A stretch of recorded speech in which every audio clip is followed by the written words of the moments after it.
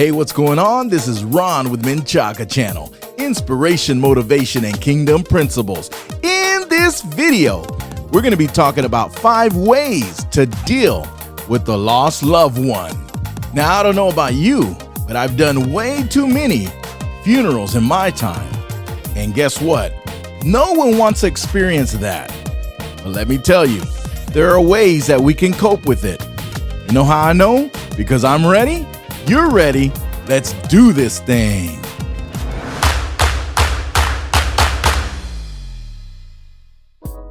All right, this life is full of ups and downs.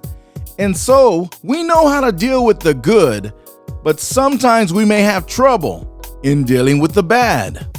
So in today's episode, we're going to be talking about how we can deal and cope with those who have crossed over to the other side. And the reality is, no one wants to go through the tragedy of losing a friend, a family, or a loved one that's dear to their hearts. Grief happens to all of us. We're all going to experience it at one point or another. But time is a great healer. But we still need some steps, some principles, some facts on how to deal with those that we love so dear to our hearts that have passed away.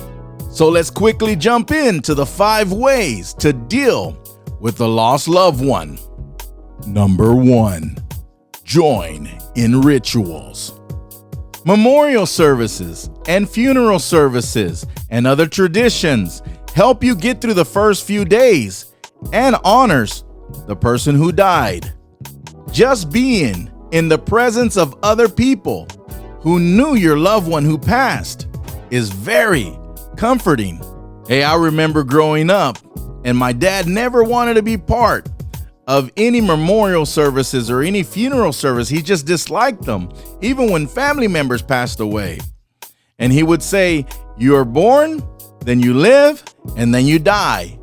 And for us, life goes on.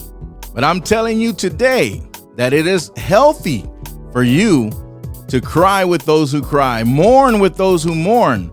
It's only temporary and time does heal.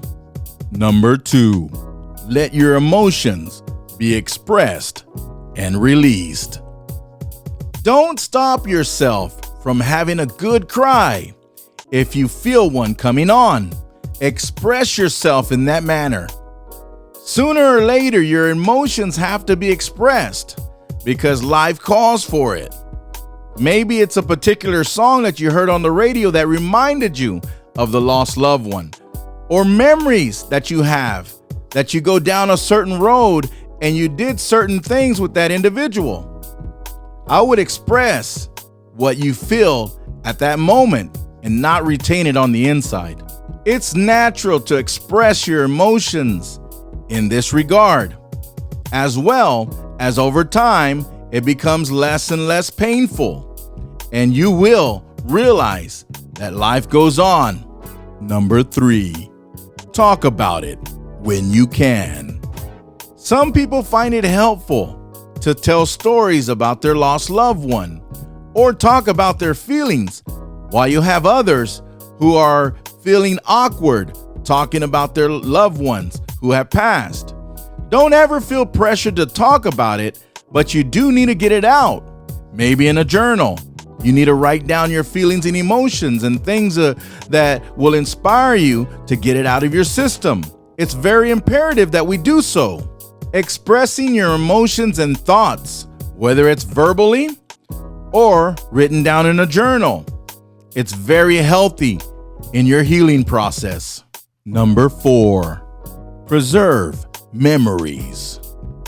Create a memorial or a tribute to that person who died by planting a tree or creating a garden or honoring them in a fitting way.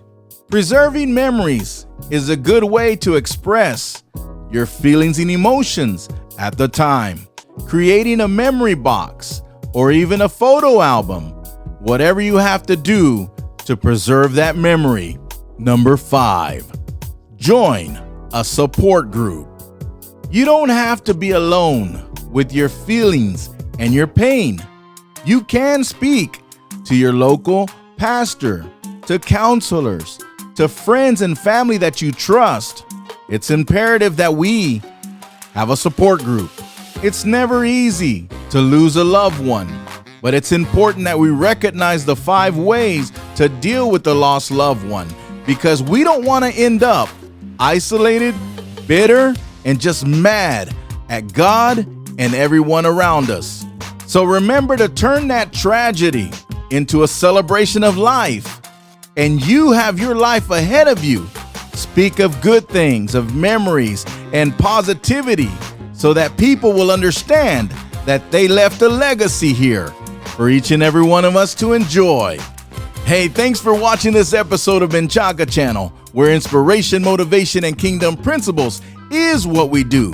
Don't forget to subscribe, like, share, and ring that bell so you can get another episode of MenchacaChannel, as well as we appreciate each and every one of you who are supporting us through Cash App and Venmo so that we can do what we do here at MenchacaChannel, spreading that inspiration, motivation, and kingdom principles. Until next time.